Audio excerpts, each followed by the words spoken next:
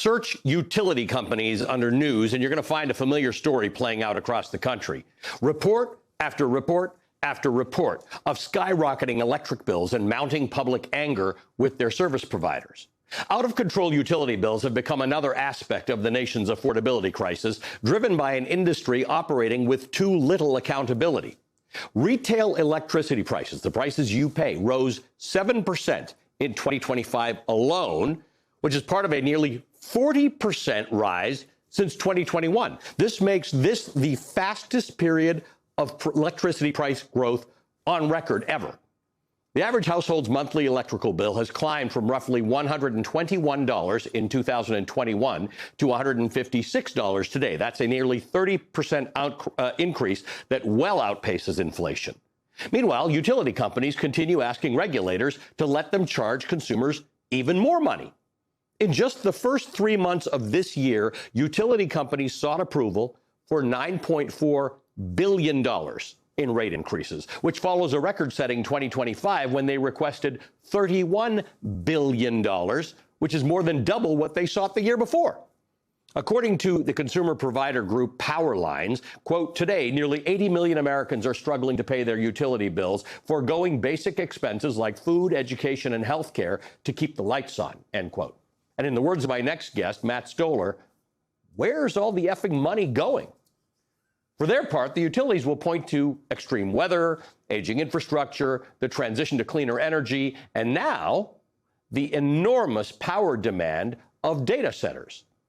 And while all of that is actually real, the math just doesn't add up. And it hasn't added up for years. It doesn't add up because we've been paying more for years. We've increased spending on the U.S. transmission system five-fold over the past 2 decades. If all that money's actually making it to the electrical grid, why do we keep hearing that the grid is unreliable? Why do we keep hearing that we need even more? The answer lies in the utility business model, the part that most people never hear about. Most people assume that utilities work like businesses, ordinary businesses. They don't. A regulated utility does not primarily make money by selling you electricity at a markup. Nearly every dollar it spends on operating costs is recovered from consumers through rates approved by government regulators. The real profit comes from something else: capital investment. When a utility builds a power plant, a transmission line, a substation, or some other major piece of infrastructure, regulators allow that utility to recover the costs from consumers over decades. On top of that, the utility earns a guaranteed return on the money it invested. That is not typical for most businesses. And that return is not trivial. For most investor-owned utilities, it falls somewhere between 9 and 11%. Now, compare that to the best you can do. If you want a guaranteed return, put your money in a high-yield savings account. You'd be lucky if you get about 4%. According to the Energy and Policy Institute, a watchdog group that calls for greater accountability in the utility sector, investor-owned utilities pocketed $244 billion in profit off of customers between 2021 and 2025. And here's the breakdown of those costs. Quote, if a customer has a $200 electric bill, something on the order of $30 isn't paying for electric poles or wires or power plants. It's paying for a wealth transfer to Wall Street and the company's executives, end quote. Now, it should be noted that this is an analysis that the industry groups dispute. But consider the incentives that that kind of business model actually creates. If you're guaranteed a premium on every dollar you spend, what's your next move? It's not likely to be fixing the grid or upgrading aging facilities. It's to spend more dollars to build more projects and deploy more capital, so they just keep building things. Whether those projects are the most efficient solution or even strictly necessary actually becomes a secondary concern. And that helps explain one of the strangest features of America's electricity system. As Matt Stoller puts it, utilities are truly paid to fritter away money, to gold plate, and to waste. And if that's not bad enough, in some states, the same utilities can spend your money on political activities. According to the Energy and Policy Institute, in states where laws prohibit utilities from charging customers for political spending, consumers are saving hundreds of millions of dollars a year. Meanwhile, you, the average consumer, are sitting around believing that paying more is going to lead to a better grid or better electricity or more reliable electricity. That's, in theory, the implicit bargain behind every rate increase. Customers are told higher bills today lead to more reliable systems tomorrow. But the opposite seems to be growing louder every year. The federal organizations responsible for monitoring the nation's electric system have repeatedly warned that large portions of the country face increasing blackout risks as power demand grows and existing infrastructure ages. Ultimately, the problem is the spending system rewards the spending itself. A utility that finds a cheaper solution earns less money. A utility that spends billions building rather than fixing infrastructure earns more. As Stoller puts it, quote, they're willing to waste $1,000 to send an extra $60 to shareholders. Now, many experts argue that one of the most effective ways to lower costs and improve reliability would be to build more high-voltage transmission lines connecting different regions of the country. Think of the electrical grid as a national marketplace. Some regions have abundant electricity, and it's inexpensive.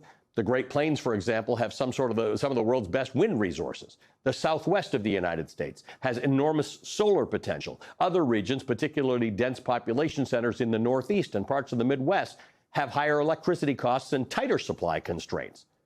The obvious solution is to make more power between these regions and be able to exchange it properly. Done correctly, those projects can actually lower costs, improve reliability, and make the entire system more resilient. But that requires a lot of coordination. Large interstate transmission projects involve multiple states, multiple regulators, and oversight. And crucially, they don't fit as neatly into the business model that rewards individual utilities for expanding their own assets. As a result, utilities favor smaller local projects that are easier to prove, easier to build, and guaranteed to generate shareholder return. Other countries have moved far more aggressively to build long-distance infrastructure capable of moving power across vast regions. China is a perfect example. In the 2020s, China had built more than 8,200 miles of high-voltage transmission lines. The U.S. in that time has built 375 miles. China's consumers are actually getting more bang for their buck. Now, at this point, you're wondering, where are the regulators? After all, utilities don't operate in a completely free market. Customers can't simply switch providers when their rates rise. We're stuck. You pay electricity to the people you have to pay. You pay for your electricity to the provider you're given. The entire justification for granting utilities monopoly status is that government regulators are supposed to act on behalf of the public. In theory, that's the safeguard. In the real world, that actually becomes part of the problem. Public utility commissions exist to balance the interests of consumers against the financial needs of the utilities that they regulate. But consider a recent example in Pennsylvania. When the Pennsylvania utility PECO, which is a subsidiary of Exelon, which is one of the largest utility companies in the country, recently asked for a return of nearly 11%, which is far above the national average, it took the governor of Pennsylvania publicly shaming them to get it withdrawn. Governor Josh Shapiro called PECO's proposed rate hike pure greed. In response, PECO said in a statement that the company shares Governor Shapiro's concerns about affordability and remains focused on keeping consumer bills as low as possible while continuing to invest in safe and reliable service, end quote. The rising costs led Governor Shapiro to launch a new watchdog to scrutinize utility profits. Speaking before state lawmakers earlier this year, Shapiro said, quote, our utility companies in Pennsylvania make billions of dollars every year, while at the same time they've increased the cost for consumers with too little public accountability or transparency. That has to change. We need to have a hard conversation about the amount of profit utilities and their investors can make on the backs of hardworking Pennsylvanians, end quote. Now, critics argue many of the state commissions that are supposed to oversee these utilities have been captured. The revolving door between regulators and utility companies means that today's watchdog is tomorrow's utility executive and vice versa. At the same time, utility companies are often permitted to contribute money to the campaigns of officials who are involved in overseeing them. The result is what we call regulatory capture, with the system increasingly serving the interests of the companies rather than the ratepayers that it was designed to protect. That's why the industry's response to virtually every challenge sounds so familiar. You need to strengthen the grid against storms? More spending. You need to accommodate renewable energy? More spending. You need to support AI data centers? More spending. You need to improve reliability? More spending. And systems rarely reform themselves when the people involved are benefiting from the status quo. Most Americans don't understand the mechanics of rate bases, transmission planning, or regulatory capture, and they shouldn't need to. What they do understand is that their bills for electricity keep rising. They understand that every year seems to bring a new explanation for why prices have to go up again. For much of the 20th century, utilities were largely run by engineers. Their mission was straightforward: keep the lights on. Today, the system is run by financial engineers focused on returns on their investment. As Stoller puts it, quote, there are many elites who believe the narrative that we need more financial resources to power data centers and the climate transition. The truth is, China gets a lot more bang for their buck, and we used to as well. Until we stop encouraging utilities to waste our money, we will not only pay more, but we will soon begin regularly experiencing blackouts. And that's why there's a rebellion in America right now from normal people. We can all see it, end quote.